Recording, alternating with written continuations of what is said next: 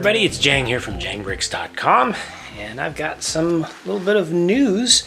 I'm going to be starting on my zoo finally. Had this area reserved for a zoo to be placed in here for quite some time. And, you know, things have calmed down a little bit on the review front because we're kind of right in the middle of the whole release schedule for LEGO. Not a whole lot of new stuff coming out, only little stuff for a while. So that gives me extra time now. I've caught up pretty well.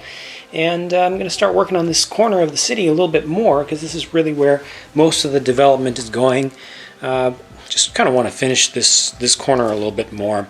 Then I can move back towards the center of the thing and work on actual city parts. But for now, I'm just going to work on the outskirts.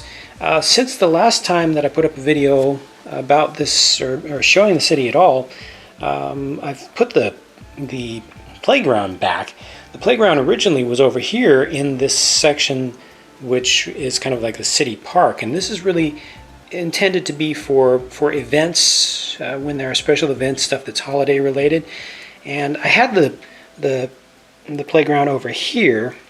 I had to take it out in order to get enough space. So now I realized that when I removed one road plate over here months ago, that left room open. I thought I was going to put another part of a park here or a small building or something, but why not just put the playground there? And this really needs to be smoothed in around the edges. I need to fill in this gap right here. That's a 4-stud wide gap. That'll be taken care of. And then I need to kind of make this not just square around the edges. That's way too boring, but I'll get those details worked out pretty quickly and then move on, like I said, to building up the zoo. So what's going to happen here is I kind of want to do this in two sections. You're going to hear now fully my entire planning process for how I go about doing a structure mock. So I've kind of put land animals over here because I want to have them around here. I want it to be easily viewable from where I'm standing from outside the city here. And then on this section over here, I want to have a water section. So I want to have kind of like an aquarium sort of area. It's something that I've done before and I want to do again. I want to have a wet area. I don't think the great eagle is going to be in here, but he's just sitting there for now. So it'll kind of be divided into two. I'll probably have a main entrance between the two, have a little gift shop somewhere around there, have an open hallway down the middle, probably with some pictures on the sides, and tours will start from there.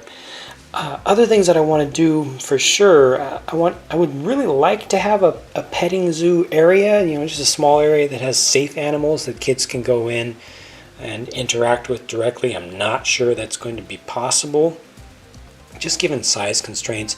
I want to give the animals enough room to kind of move around. I don't want it to be too tight, you know, I don't want cages that are just really small. Prefer to have some habitats. I'm not going to worry about compatibility of different animals here. I'm just going to assume that being a LEGO world, it's all going to be fairly fun and happy, and you know, predators don't really attack prey animals and such, and you know, large animals don't trample small animals, stuff like that. But I also want to have some height here, some verticality. I don't want everything just to be down on the ground. The zoo is going to be, you know, it's a pretty big deal. It's going to have a lot of stuff in it. I want it to be good looking. I want it to stand out when you see the city. Also, to date, I've done a lot of stuff that's not very tall. So, I mean, this stuff is all temporary. The fire building back there, 2 stories high, still not that much. You know, this is 1 story, this is 1 story, 1 story. Single story, single story, single story. Got 2 stories over there. But I want the zoo, you know, when I turn around and look this way, I want the zoo to look like something. To look, you know, like it's a little bit of a landmark. So that's something that I want to do. I don't know exactly how I'm going to do it yet. I do know that I'm going to probably eliminate the idea of rain and weather effects from my city and leave this open from the top. You know, I might have tall walls and such around the edges and maybe some structures up here. I'm not sure exactly what I would do. I'm kind of feeling like a part of an old Roman stadium, you know, with just a little bit of coverage around the sides. from the top, a little bit like half round, quarter, no, 1/8 round kind of areas. So you see, cages will need to be about yay high. I like to go up twice that and then kind of curve in up here somehow. It's kind of what I'm thinking right now, but then I don't know what the architecture will be for the aquarium section, and that has to be compatible.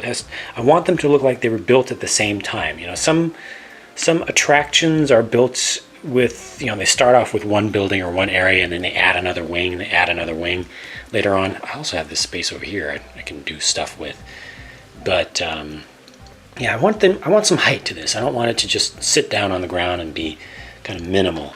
So that's just another consideration, something I'll have to think about. Be honest, I don't know where to start. I need to get this thing going, so I need to kind of choose some place to start.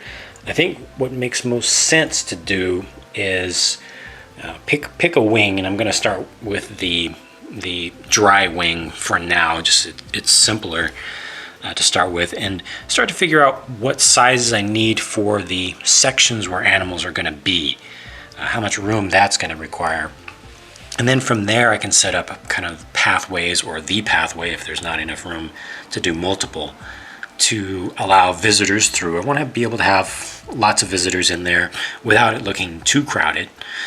And then once I figure out just the general size that I need to accommodate the animals, then from there I think I'll start to work on the architecture a little bit. You know, once I know what size, then I'll figure out, based on parts that I have, just what kind of structures I can use to make this thing look nice. And then once I figured that out a little bit more, then I can move back towards the center, make a really nice entrance area towards the middle.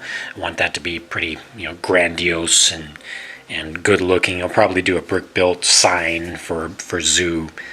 And then once I have the center, once I have the overall size of this, then I'll probably rough in this section also, but not put in any details. Then I'll go back to finishing up more details on this side, then come back to details on this side. And somewhere in there I'll also need to figure out what to do with this space too, because it's, you know, it's basically a base plate worth of space. It's just an awkward shape, and I've done an awkward shape over here. That worked out just fine. I just need to figure out how to make that work. Not all space in the city needs to be filled up, but given how many things that I want to do here, I mean, there's a lot of open space, but as time goes by, I expect this to get very crowded. So I don't know. We'll have to see what comes about with that. But I've gotten a lot of folks asking, you know, how do I start MOCs? How do I start ideas? How do I build ideas before building actual things? And now I'm just giving you a frank look and listen to exactly what goes through my mind when getting something started out. So I thought that might be interesting to some folks. It's something I haven't shared before. A little behind the scenes stuff could, you know, trigger some interesting thoughts and ideas for other folks in their own stuff. So there you go. That's, you know, nothing new to see right now, but there will be soon. I also need to figure out a color scheme. One thing that I know for sure, I'm going to bring you back to some of my parts bins here, and as of the time of this video, I haven't gone through all my parts bins yet, but I will be getting there. I want to use some of this stuff, some of the castle stuff, for sure, because I have a bunch of it, and I'm not going to be doing any medieval themed stuff in my city, no major medieval themed stuff that I can think of right now. So I might as well try to use up some of those panel pieces, just because I have so many of them. You know, it'll be a good start, and who knows, I might end up needing to get more in the future also to add to it. Bricklink orders often become necessary over time as you build big stuff, but yeah, I think I'll have gray as kind of a major color, but then I need to think of some other colors to keep it looking interesting also, because I don't want it to be just a big gray mass. You know, I want it to look fun and inviting and fresh and fairly new.